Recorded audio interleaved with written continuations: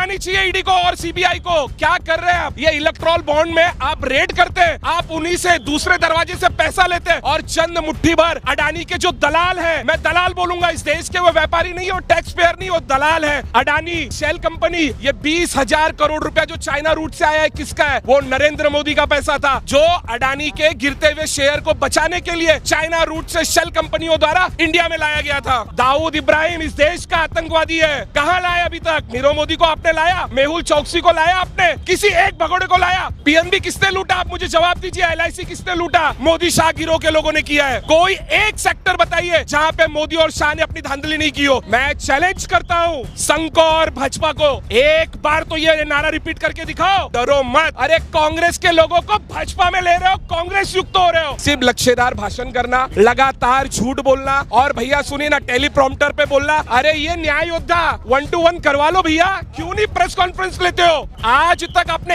एक press conference की live? संसद भवन में राहुल जी बोलते हैं और उनका लाइव टेलीकास्ट रुका दिया जाता है। अडानी का नाम लेते हैं, डिस्क्वालीफाई हो जाते हैं। देश के प्रधानमंत्री को शर्म आनी चाहिए कि अभी तक वे मणिपुर नहीं गए। इस देश में देश के गृह राज्य मंत्री रह चुके थे, उन्होंने क्या किया? किसानों को कुचला, उनके लड़के ने अपनी गाड़ियों से किसानों को कुचला। महिलाओं पर किस तरीके से भाजपा और संघ के नेता अत्याचार करते हैं, इन्हीं सब बातों को, इलेक्ट्रॉल बॉन्ड आपने सुना होगा, fair and lovely, Rahul ji ने एक स्कीम बताई थी संसद भवन में कि कैसे ये ब्लैक को व्हाइट करते हैं, और इलेक्ट्रॉल बॉन्ड उसी कड़ी का हिस्सा था। जो जो उन्होंने बोला संसद भवन में, उन्होंने लॉकडाउन को लेके बोला, उन्होंने बढ़ती हुई महंगाई पे बोला था कि आने वाले दिन में जीडीपी इतना % गिरेगी। मनमोहन सिंह जी ने भी उस चीज को कोट किया था। आज क्या है भैया, महंगाई किस लेवल पे बढ़ी है? इस देश में 45 से 50 साल में इतनी बेरोजगारी नहीं थी जितनी इस देश में आज बेरोजगारी है। इस आवाज को कौन उठाएगा भैया? एग्जैक्टली आपने सुना होगा, इस देश के प्रधानमंत्री को कायर कहा था श्रीमती प्रियंका गांधी वाड्रा जी ने, और हम उस शब्द को फिर से दोहराते हैं कि किसी प्रधानमंत्री को कभी आपने सुना है उन्हीं के राज्य पंजाब में जाने से डर लगता है? इस देश का राज्य पंजाब, और आपने सुना था चुनाव के दरमियान वो गए थे और उन्होंने क्या बोला? आज मैं जिंदा लौट आया हूं।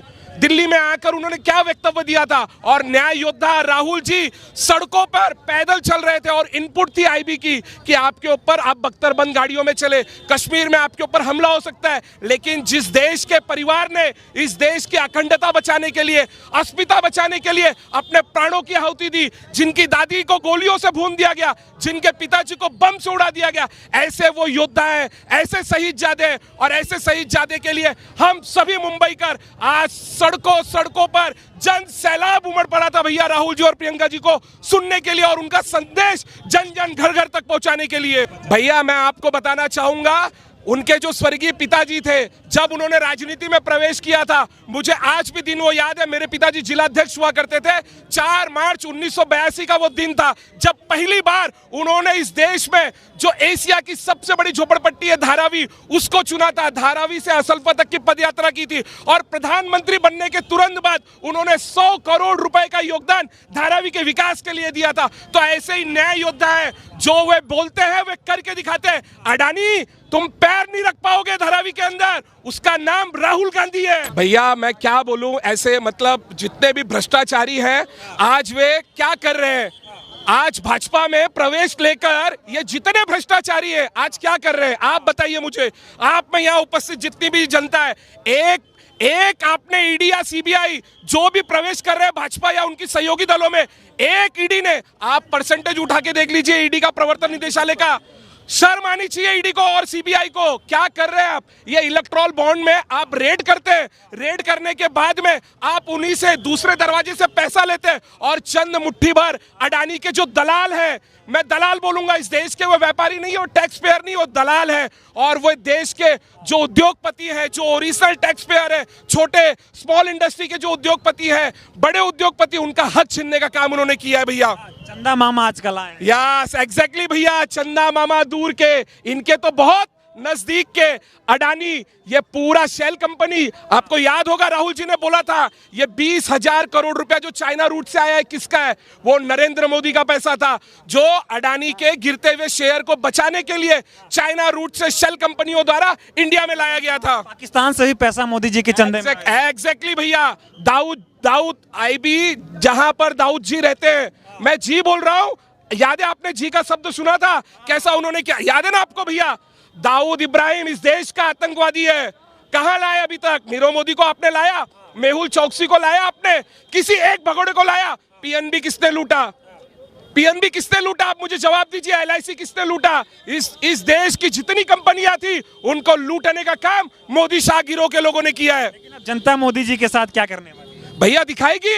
ये इस देश का राष्ट्रीय पर्व जो होता है, जो हमें लोकतंत्र में अधिकार मिला है वोट देने का, हम अपना वोट जिस पार्टी ने इस देश को बनाने के लिए, इसके विकास और निर्माण को पैदा करने के लिए लगातार अपना योगदान दिया है, ऐसे जननायक योद्धा को हम बहुमत से जिता के लाएंगे और पूर्ण बहुमत की सरकार इंडिया गठबंधन बनाते हुए जा रही है। जनसैलाब बता भी रहा है कि अब मोदी जी का अन्याय जनता सहने वाली नहीं है, बहुत हो गया। भैया आप मुझे बताइए, अत्याचार की पराकाष्ठा है।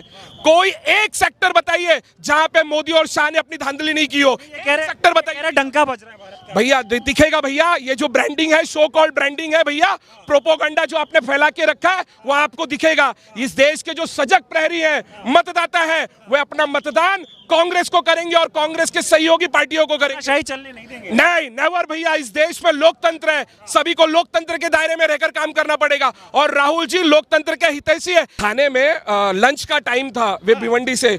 इलेक्शन कमीशन का आप ये देखिए, जिस तरीके से ईडी, सीबीआई और इनकम टैक्स जैसी एजेंसियों का दुरुपयोग होता है, वहां पे भी चुनाव आयोग पहुंच गया था भैया, ये बताने के लिए कि आदर्श आचार संहिता लग गई है। मुझे आप बताइए, इस देश में आप आदर्श आचार संहिता क्या आप मोदी और शाह डिसाइड करेंगे? और मैं आपको बोलना चाहता हूं, इसी देश में, इस देश के जो सूचना क्रांति के जनक थे स्वर्गीय राजीव गांधी जी, उनकी भी ये पवित्र जन्मस्थली है भैया। यहीं पे उनका जन्म हुआ था, इंदिरा गांधी जी के सपूत। यस यस भैया, कांग्रेस की स्थापना भी यहीं पे हुई है, यहीं पे हुई है भैया। 1885 में कांग्रेस की स्थापना, तेजपाल भवन, मणि भवन जो महात्मा गांधी जी का घर है, वहीं से ही कांग्रेस की स्थापना हुई थी भैया। कांग्रेस ने यह कि बीजेपी को अब यहां से हटाना। भैया ये कांग्रेस मुक्त का नारा देते थे, आप सभी लोगों ने सुना है कि नहीं भैया? मैं चैलेंज करता हूं संघ को और भाजपा को, एक बार तो ये नारा रिपीट करके दिखाओ। अरे कांग्रेस के लोगों को भाजपा में ले रहे हो, कांग्रेस युक्त हो रहे हो, और हम जैसे लोग ये योद्धा हैं, ये राहुल जी के योद्धा हैं भैया। ये किसी के धमकी से, ईडी से, सीबीआई से, कोई जांच एजेंसी से न डरे थे न डरेंगे। इसी के लिए उन्होंने नारा दिया था, डरो मत। इस देश में नफरत के बाजार में मोहब्बत की दुकान। एग्जैक्टली भैया, ये मोहब्बत है, ये देखिए प्यार है। आज शनिवार है, मुंबई जैसे कॉस्मोपॉलिटन सिटी में आप पता कर लीजिए, ये सभी जो भी मजदूर वर्ग है, जो बिजनेस क्लास व्यक्ति है, या जो बिजनेस अपना करके आज इतना बहुमूल्य समय राहुल जी को और प्रियंका जी को सुनने के लिए आए, कांग्रेस पार्टी के विचारों को घर घर तक पहुंचाने के लिए आए, ये मुंबई है भैया, और ये मुंबई की स्पिरिट है। मोदी जी कहते थे एक अकेला सब पे भारी, जनता भारी पड़ गई है भैया। एग्जैक्टली भैया, ये तो मैंने बोला ना, सिर्फ लक्ष्यदार भाषण करना, लगातार झूठ बोलना, और भैया सुनिए ना, टेलीप्रॉम्प्टर पे बोलना। अरे ये न्याय योद्धा 1 to 1 करवा लो भैया, क्यों नहीं प्रेस कॉन्फ्रेंस लेते हो? आज तक आपने एक प्रेस कॉन्फ्रेंस की लाइव संसद भवन में राहुल जी बोलते हैं और उनका लाइव टेलीकास्ट रुका दिया जाता है। देश आजाद होने के बाद से अडानी का नाम लेते हैं तो सजा दिलवा। एग्जैक्टली भैया, अडानी का नाम लेते हैं, डिस्क्वालीफाई हो जाते हैं। मैं आपको आपके चैनल के माध्यम से बताना चाहता हूं, अहमदाबाद कोऑपरेटिव बैंक, आप लोगों ने सुना था? अहमदाबाद कोऑपरेटिव बैंक के डायरेक्टर कौन थे? सम्माननीय इस देश के गृह मंत्री अमित शाह। क्या हुआ? कितने हजारों करोड़ रुपया नोटबंदी के समय अहमदाबाद कोऑपरेटिव बैंक में रखे जा रहे थे, आज तक जांच हुए उस समय वो डिस्क्वालीफाई। जांच की बात कर रहे हैं, जो कहते थे ना खाऊंगा ना खाने दूंगा, चंदा मामा बन के बैठे। भैया अडानी और अंबानी की बहुत जोर शोर में दलाली चल रही है इस देश में। जो राहुल जी ने परसों बोला है ना कि मैं ऐसी कार्रवाई करूंगा ना, आज नहीं तो कल कांग्रेस की सरकार आएगी। आपके चैनल के माध्यम से मैं बोलना चाहता हूं, ये सच्चाई बोलने वाला योद्धा है। याद रखना, ऐसी कार्रवाई करेंगे कि रूह कांप जाएगी आने वाले दिनों में लोकतंत्र को कमजोर करने वाले लोगों के ऊपर। वसूली रैकेट चलने नहीं देंगे इस देश में। यस भैया, यस भैया, भैया वसूली आप वसूली का आपने बताया ना, मुझे आप बताइए भैया, इस देश में आपने क्या बोला था?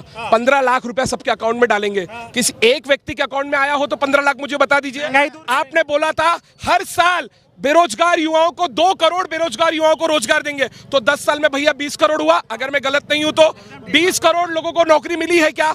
आपने बोला था हम महंगाई कम करेंगे, बहुत हुई महंगाई की बार, अब की बार मोदी सरकार। कहाँ है भैया महंगाई? क्या रेशियो है महंगाई का?